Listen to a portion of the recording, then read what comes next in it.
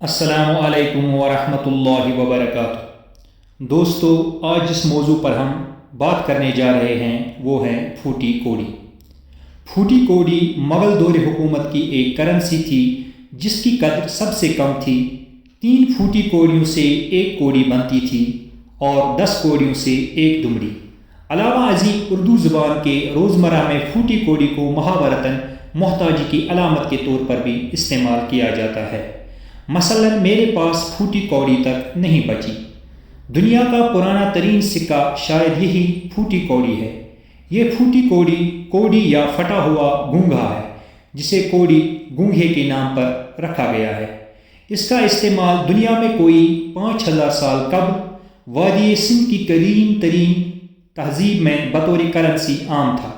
پھوٹی کا نام اسے اس لیے دیا گیا کیونکہ اس کی ایک طرف پھٹی ہوئی ہوتی ہے، اس لیے کوڑی کا گونگھا پھوٹی کوڑی کہلایا۔ قدرتی طور پر گونگھوں کی پیداوار محدود تھی۔ اس کی کمیابی سے یہ مطلب لیا گیا کہ اس کی کوئی قدر ویلیو نہیں ہے۔ 3 پھوٹی کوڑیوں کے گونگھے ایک پوری کوڑی کے برابر تھے، جو ایک چھوٹا سا سمندری گونگھا تھا، لیکن ان دونوں کی کوئی آخری حیثیت اگر تھی وہ روپا تھی، جسے بعد میں روپیہ کہا جانے لگا۔ 1 روپیہ 5275 پھوٹی کوڑیوں کے برابر تھا۔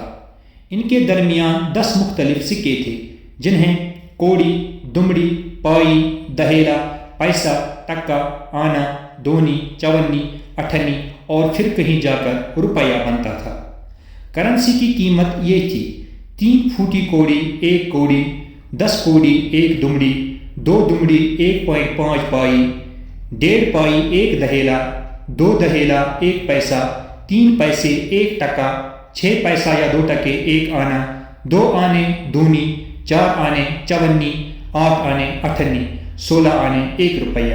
جس طرح اردو زبان کے روزمرہ میں پھوٹی کوڑی کو محاورتاً محتاجی کی علامت کے طور پر بھی استعمال کیا جاتا ہے، مثلاً میرے پاس پھوٹی کوڑی تک نہیں بچی، اسی طرح کوڑی کا محتاج ہو جانا، دمڑی جائے چمڑی نہ جائے، دراصل کنجوسی کی شدید حالت کو بیان کرنے کے لیے استعمال ہوتا ہے۔ 1 پائی نہ ہونا غربت کا مظہر، 1 دہیلے کا نہ ہونا ذرا کم غربت، 1 ٹکے کی اوقات ذلیل کرنے کا غیر مہذب بیانیہ۔ ٹکا بنگلہ دیشی کرنسی بھی ہے، کیونکہ سب سے اعلیٰ اور مکمل حیثیت روپیہ کی تھی جس میں 16 آنے ہوتے تھے، اس لیے بعد کا 16 آنے صحیح ہونا 100% صحیح کے مترادف ہوتا ہے۔ امید ہے کہ آپ کو یہ جانکاری پسند آئی ہوگی۔ والسلام علیکم ورحمۃ اللہ وبرکاتہ۔